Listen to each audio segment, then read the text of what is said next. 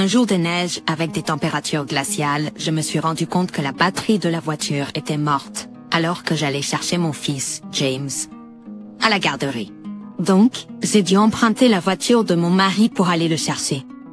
En chemin vers la maison, James a soudainement remarqué « Maman, quelque chose ne va pas avec la voiture. » Maman, quelque chose ne va pas avec la voiture. Perplexe, lui ai demandé « Qu'est-ce que tu veux dire ?» Je pouvais voir qu'il était vraiment inquiet. Même si tout me semblait normal, il insistait « Arrête-toi. » La voiture fait un bruit bizarre. J'ai peur. Voyant son inquiétude, j'ai hésité un instant, mais j'ai quand même arrêté juste avant d'arriver à la route de la montagne.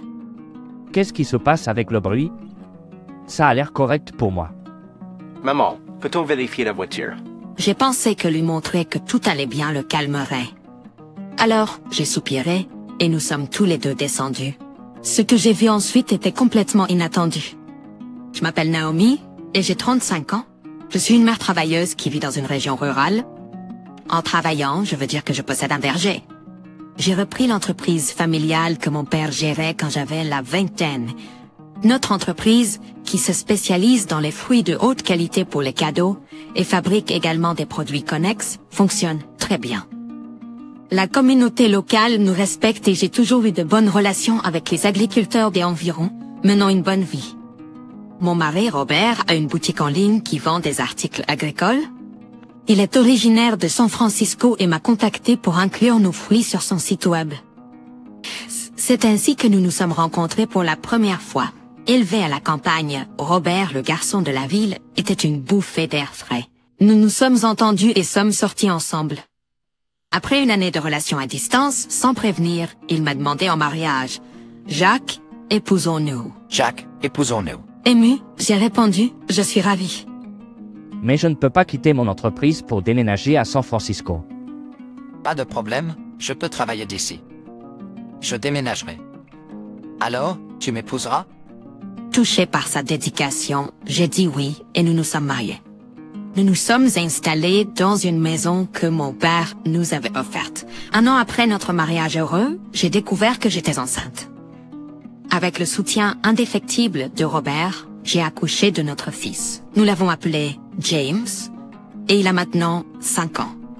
C'est un vrai fan de voitures. Il collectionne toujours des voitures jouets et regarde des clips de voitures. Je me rends au bureau tous les jours, tandis que Robert gère son site web à la maison. Son entreprise se porte bien, donc nous avons un revenu constant. Le travail se passait bien, notre lien était solide et notre fils prospérait. Tout semblait parfait. Mais progressivement, les choses ont commencé à changer. Invoquant des engagements professionnels, Robert a commencé à être plus souvent absent de la maison. Il était toujours à la maison auparavant, mais maintenant il serait dehors tard et absent pendant les week-ends, disant que c'était pour le travail, laissant souvent James tout seul. Un jour, nous avions promis à James une sortie au salon de l'auto auquel il s'était beaucoup réjoui. Le matin, je l'ai rappelé. « N'oublie pas, nous emmenons James au salon de l'auto. Prépare-toi. » N'oublie pas, nous emmenons James au salon de l'auto. Prépare-toi. Je ne peux pas, j'ai du travail. C'est dimanche. Qu'en est-il de James? J'ai besoin de conclure un accord avec un nouveau fournisseur. C'est pour l'entreprise. Qu'est-ce que tu en penses? C'est pas juste pour James. Est-ce que ça peut attendre? Ce n'est pas correct pour Jacques. Ne peut-il pas attendre?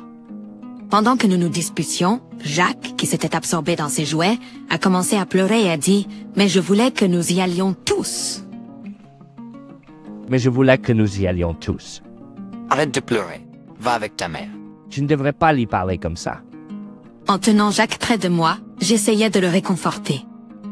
Robert, clairement frustré, est allé dans sa chambre. « Chérie, ce sera juste toi et moi au salon de l'auto. Nous irons bien. » Donc, je l'ai emmené au salon de l'auto, juste tous les deux.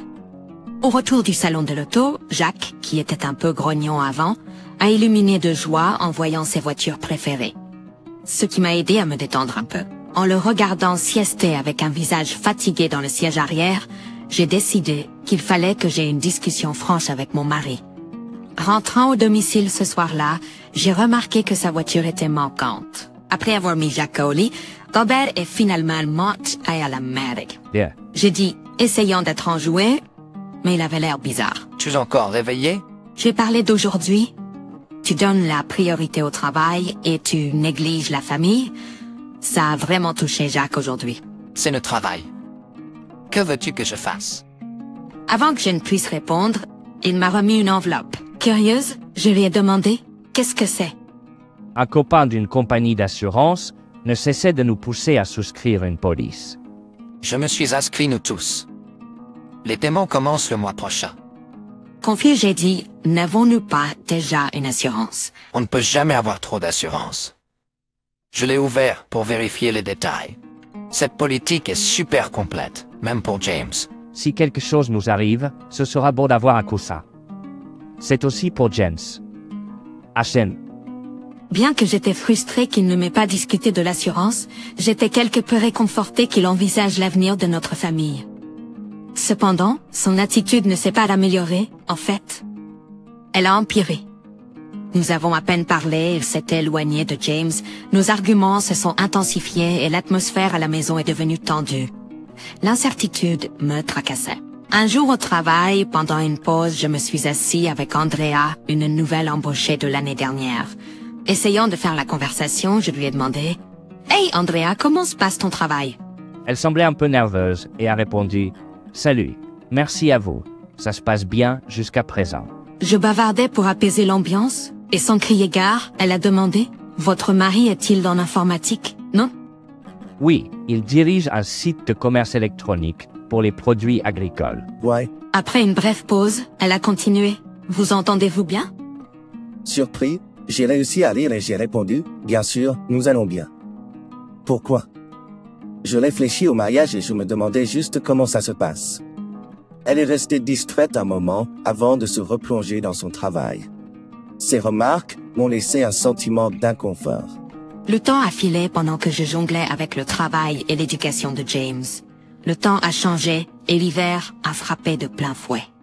Un matin particulièrement froid, malgré le froid, j'avais des courses à faire. Comme d'habitude, je conduisais James à la garderie. Environ 30 minutes à travers un terrain vallonné.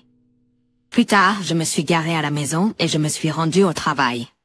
Une fois ma journée terminée, je suis sortie sous un ciel sombre et une neige qui commençait à recouvrir tout. Il faut que je aille chercher James le plus vite possible, me suis-je dit. À la maison, Robert est enfermé dans sa chambre en train de travailler. Lorsque j'ai essayé de démarrer ma voiture pour récupérer James, elle n'a pas bougé. Probablement une batterie morte. Je me demande comment cela s'est produit. Paniquant, j'ai frappé aux portes de Robert. J'ai besoin d'aide, ai-je expliqué. Qu'est-ce qui se passe? A-t-il demandé, perplexe.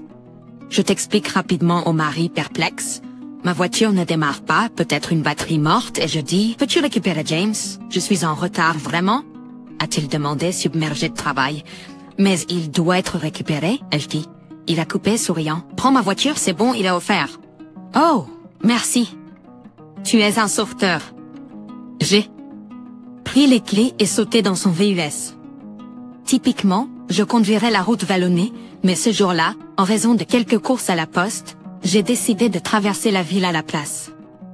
Lorsque j'ai atteint la garderie, il faisait noir dehors. Je dis bonjour à l'éducatrice et j'ai récupéré James.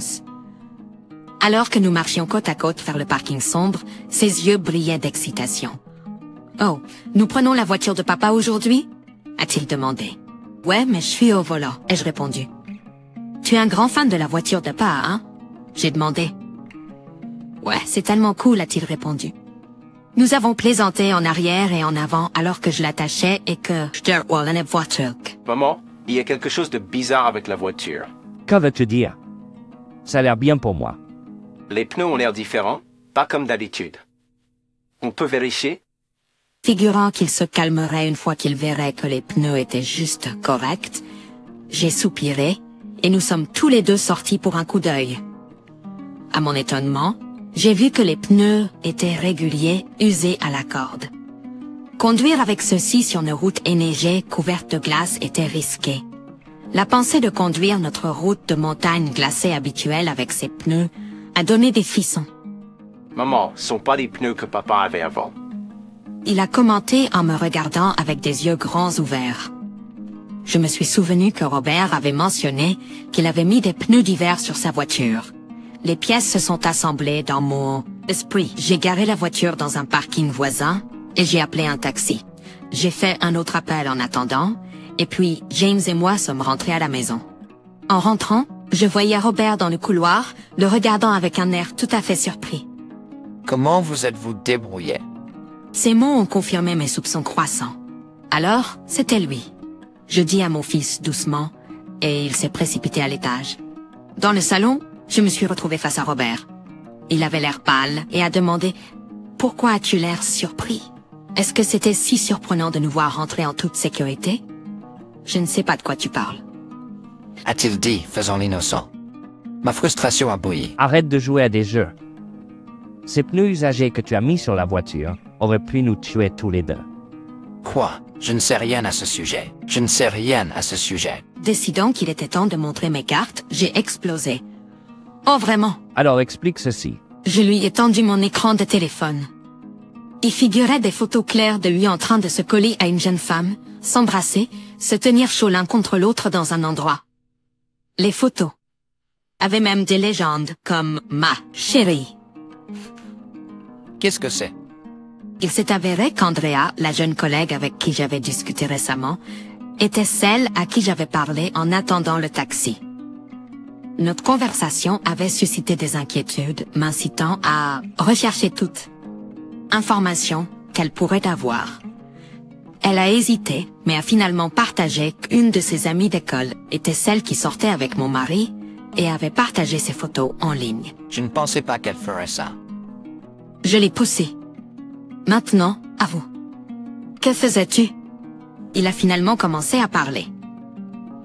La dame de la boutique de pneus, où il avait échangé les pneus, était sa maîtresse. Il voulait être avec elle, mais ne voulait pas assumer la charge financière de pension à la monnaie. Si quelque chose arrivait à Jacques et moi, il encaisserait l'assurance vie et hériterait de l'entreprise. Ils avaient conspiré ensemble, mettant ses pneus usagés sur sa voiture et trafiquant la batterie de ma voiture, s'assurant que j'utiliserais son SUV. Donc, tu avais même des vues sur l'assurance vie et notre entreprise. Jacques, je suis désolé. C'était une erreur stupide. Répugné, j'ai crié. Tu plaisantes? Je ne peux jamais pardonner ça. Les flics sont déjà au courant et je demande le divorce.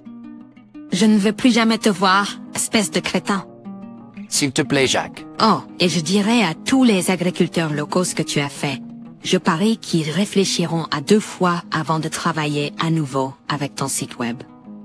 Bonne chance avec ça. Eh bien, le son des sirènes est approché. À ce moment-là, le son des sirènes s'est rapproché. Je lui ai remis, entre les mains, des autorités. J'avais enregistré toute notre conversation et l'avais soumise comme preuve. Il a été reconnu coupable et a purgé une peine de prison. Le divorce a été finalisé sans encombre et je suis reparti avec 90 000 $ de pension alimentaire et nos économies combinées. Ne me restant plus rien, famille, argent ou emploi, je ne pouvais qu'imaginer comment Jacques survivrait à sa sortie de prison. Pendant ce temps, sa maîtresse a évité la prison, mais a dû quitter la ville en raison des rumeurs qui se propageaient. On dit qu'elle vit maintenant en ville, dans un appartement miteux, et travaille dans les nuits.